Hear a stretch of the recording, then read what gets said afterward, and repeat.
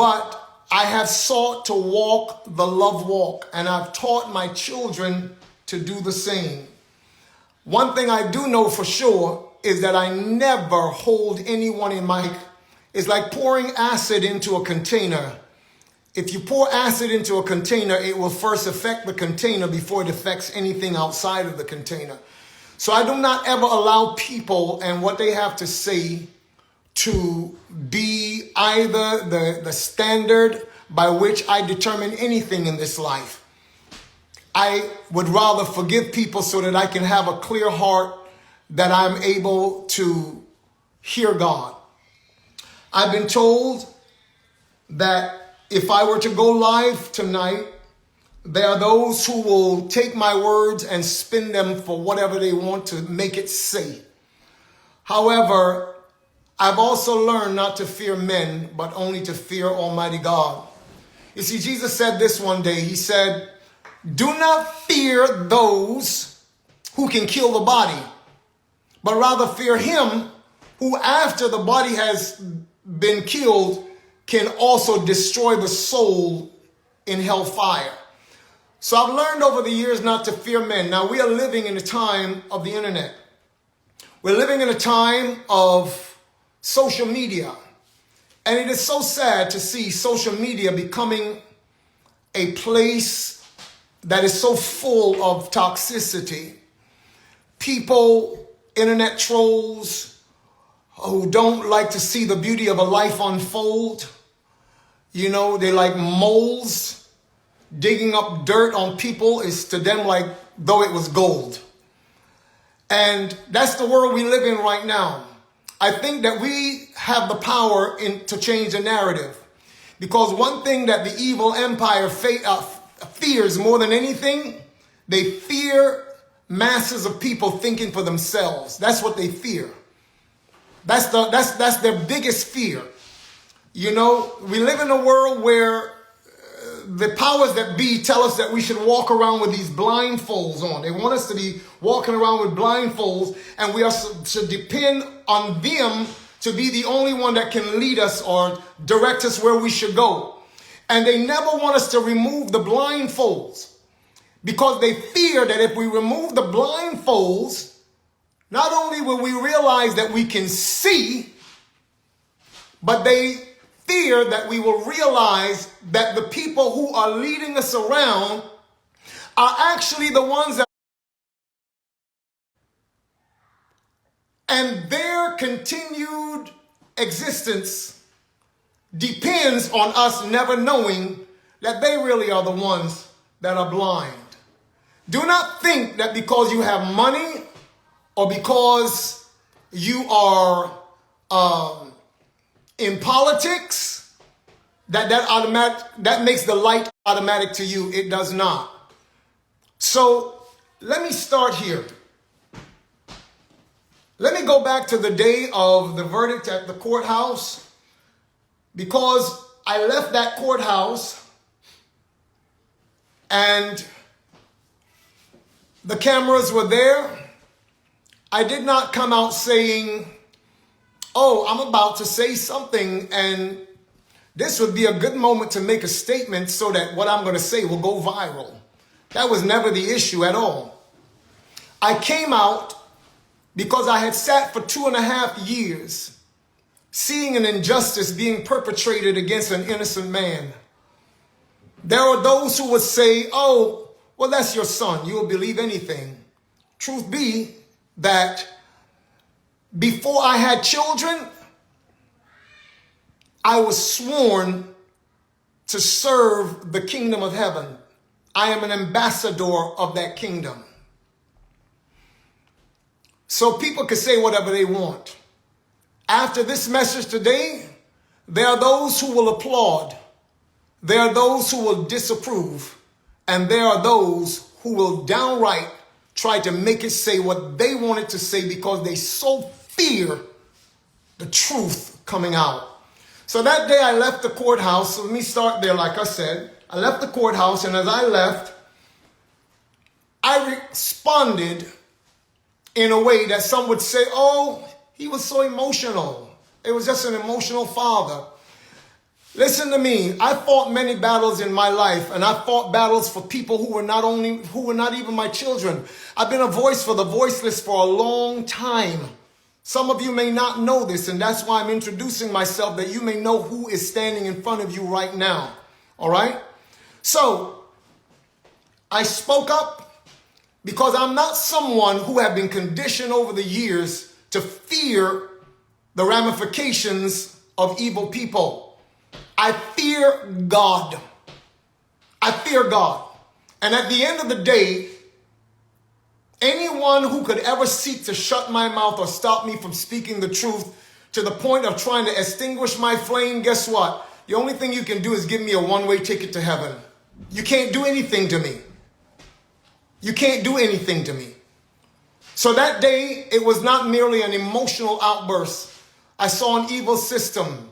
I sat in a courthouse and I watched how evidence was literally obscured, blocked, barred. Everything and anything that was actual evidence that could speak to my son's innocence. I saw people go above and beyond the call of duty to make sure that it never came in to view. And now here we are. And it's interesting because I'm seeing that the people are really not as stupid as many would like to think that they are. Because I've seen that people have actually looked at all of it and say, nah, something's wrong. Something is really, really wrong here. And we're just not buying it.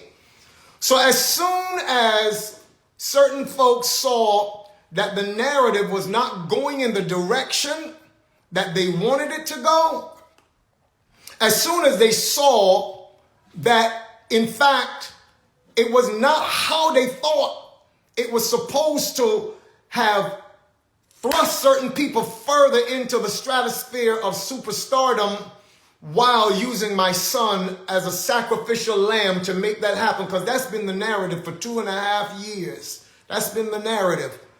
And as soon as they saw that it was not going that way, that in fact his numbers were rising while certain other people's numbers were falling, they began to dump onto the internet from the attorney's office, from the district attorney's office. They began to dump things that were supposed to have been evidence in a trial as though the guilty verdict was not enough. Then you had persons like this lady, what's her name? This journalist, Megan Cuniff. This woman actually went on and said that she saw my wife and I giving transcripts or leaking information to certain journalists to put out on the internet. Wait. Stop for a second. Number one, why would the district attorney's office give us things to put out on the internet to make my son look even worse? Hence, I'm talking about the interview with Kelsey. Why? That makes no sense. So I had to realize that this woman was saying things for the sake of clout. Moving right along, here we are today. Long time ago, I made a decision before God. I said, God, if I ever sin or mess up in private, I will come before you and I will repent. I will ask forgiveness in private. But as a leader, if I mess up publicly, then I will go to the people before whom I've messed up and I will ask them to forgive me publicly. That's been my stance. So that's why I'm even going back to the day on the courthouse steps, because many of you were led to believe that it was an emotional outburst on my part.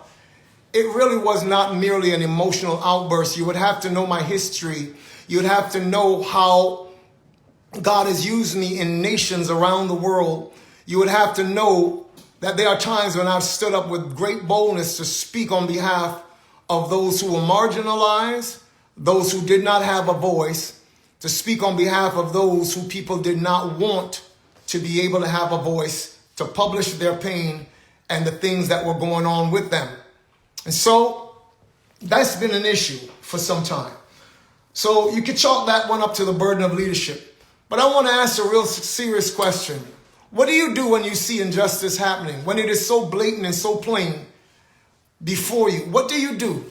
Do you just sit back and fear the powers that be and say nothing? Is that the response that we are expected to have in the midst of injustice?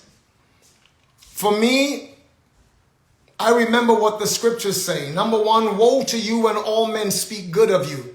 You see, when everybody is speaking wonderful of you, somewhere along the line you're compromising, because not everybody loves the truth. And if you are just, everybody is speaking wonderfully of you, it means you're not telling the truth somewhere or the other. So I don't fear when people begin to be concerned that I speak or say what is right, even though it can cost. I want to tell you all something. We have been conditioned in life to always take the path of least resistance because we don't like discomfort. We don't want discomfort. We fear anything that makes us uncomfortable. But we don't realize that sometimes discomfort is a part of the process. Discomfort is a part of the process. A diamond never becomes a diamond just by not going through discomfort, if you will. Diamonds are formed 240 miles below the Earth's, I forget what you call that crust below the surface. And it is processed by heat and by pressure. The heat there is over 3,000 degrees. And 50 millibars of pressure. They said if you want to understand that, then imagine the weight of 2,000 grown men standing on your foot. That's the kind of pressure that it takes to form a diamond from what? Just what we would consider coal, carbons, coal.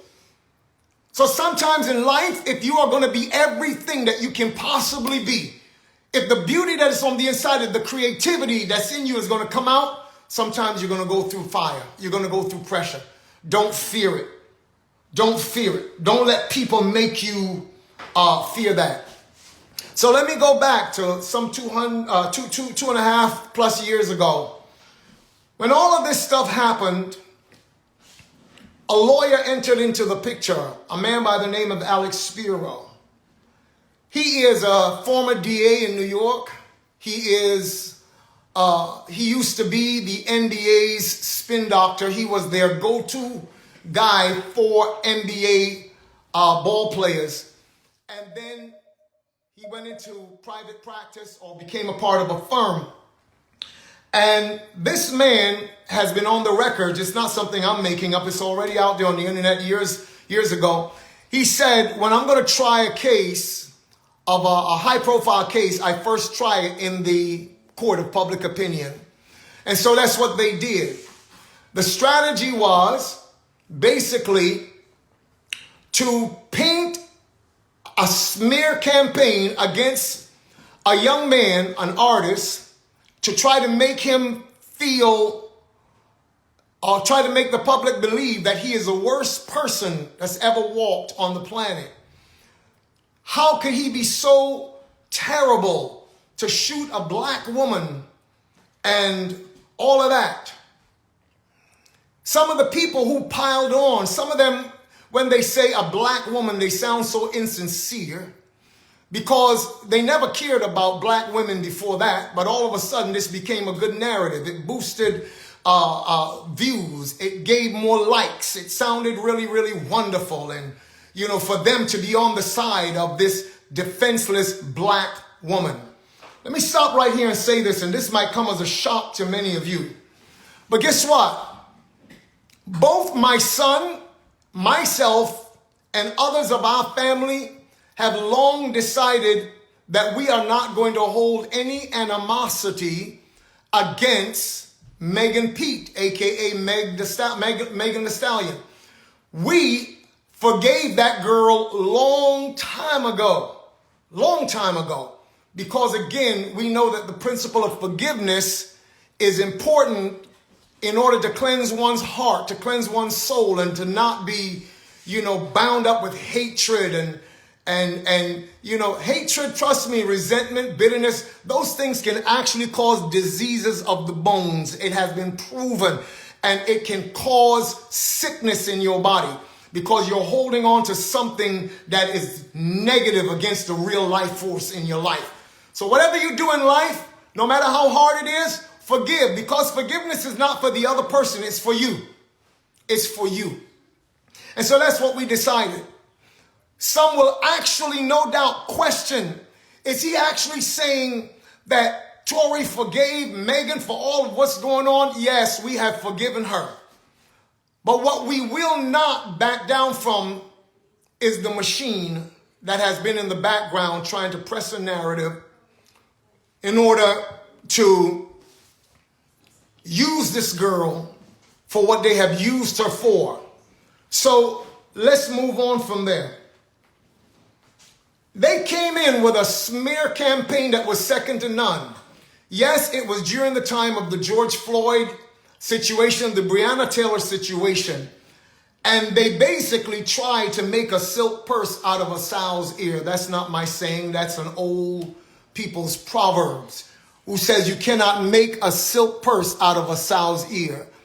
And reality check is that they were trying to make someone be an icon for civil rights who did not have any such desire, who did not have any such convictions about being that at all.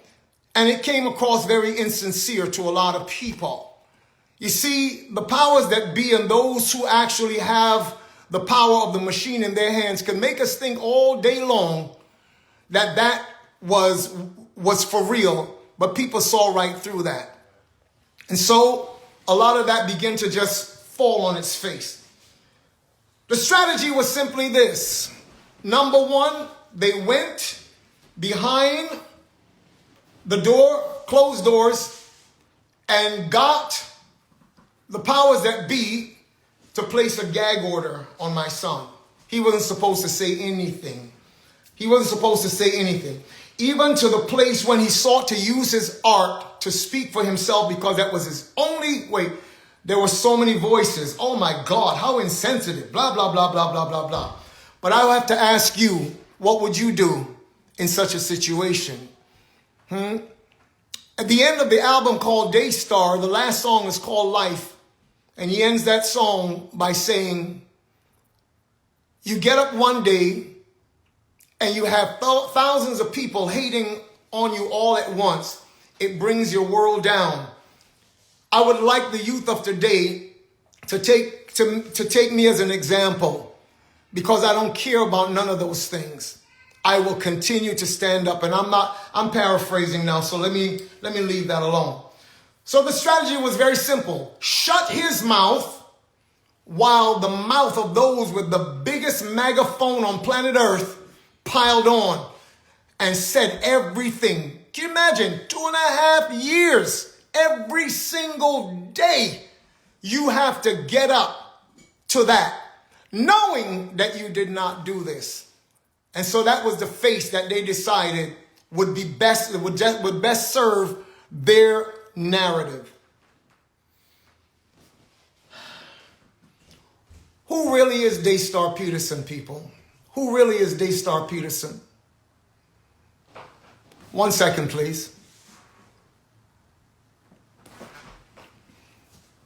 Who really is he? The fact is that he's one of the kindest individuals that you could ever meet in your life. The truth is that they don't want you to know is that he is someone who actually goes out of his way to help so many people. And I can tell you testimony upon testimony of things that he does and never says anything about it. Never lets anyone else know what he does in the background to help people. He will never tell you that,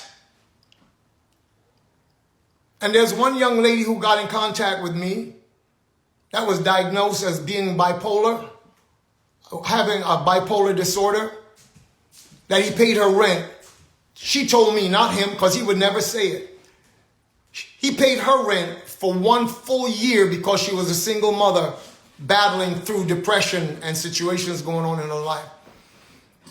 He will never come and tell me what every security personnel that's ever worked for and with him has told me one by one, independent of each other.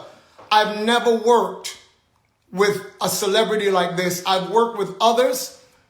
Sometimes they make us stand outside as they go inside and have meals and do all this. He has never treated us like that. He's only ever treated us like family. But yet the world will try to make you think that this is the worst kind of human being, and it's not true. So I can't continue to sit here and just hear this over and over and over and over again and say nothing. Now my son is fighting for his life because of things that have been done in a terrible way. And they would have us to just do nothing, just say nothing. But today I'm asking you to help me to get the real story out. Because I did not realize in the beginning, when this media war started, what the end result of it would really be. I didn't realize what the strategy really was, and how there are those who felt it necessary to push this narrative and what they were pushing it for. And so here we are. But this is not just about Daystar. This is not just about him. It's really about the fact that these kinds of injustices have been happening for a long time, and they go in secret. Nothing is ever said. People are being destroyed. Families get torn apart. Oh yes, I know that there are real crimes in our society, and I don't condone any of it. I don't believe anybody should be victimized by anybody. I don't think that that's what God wants. He gave us a world that is so beautiful. If it's messed up, it's because we messed it up. So he never intended for us to be so inhumane one to another. I understand that that happens. And I understand that if we cannot have the law in our hearts, then it would many times take the law outside of us to keep us moving in a direction that brings some semblance of peace or harmony within a society. I understand all of those things. But I also understand that many people, their lives are being destroyed, ripped apart. And although we have some good people in the system, sometimes the system gets it totally wrong. We have innocence projects now that have been able to go back, and sometimes people have been in prison for God knows how long. And had it not been for somebody who took up their cause, they would still be there and they were innocent. So the system does not always get it right. Many times they get it very, very wrong. Has anybody ever told you that for the past 3-4 years, Daystar Peterson, aka Tory Lanez, has been on the board of Unite the People, which is a prison reform platform and initiative run by a very faithful and dedicated man, Caesar McDowell? Has anybody ever told you that he has been on that board for almost 4 years, and that he has many times used his own resources to ensure that people come out of prison that were wrongly incarcerated or unduly sentenced? Supposedly, prison is to be about rehabilitating people, but that's not been the point. That's not been the issue. So many people come out destroyed, broken. And if they don't have any system or support, not only will they never make it back into society, they will be destroyed for the rest of their lives, mentally, emotionally. Some people come out being greater criminals than when they went in, because an environment is created that is not meant to rehabilitate or make a human being better in any way. So tonight, I ain't come on here just to take up your time. I came here to let you know that my son is not what people want you to think he is. He's not what they want you to think he is. He's actually someone who is kind, he's compassionate, and there is no way, not just because I'm his father. You got to understand, for the last 40 years of my life, I've dealt with people all around the world, on at least 3 continents, several islands throughout the Caribbean. I've been involved in helping especially young people to be entrepreneurs, teach them life skills, entrepreneurial skills. I've seen people come from absolutely nothing till today. Their lives have meaning.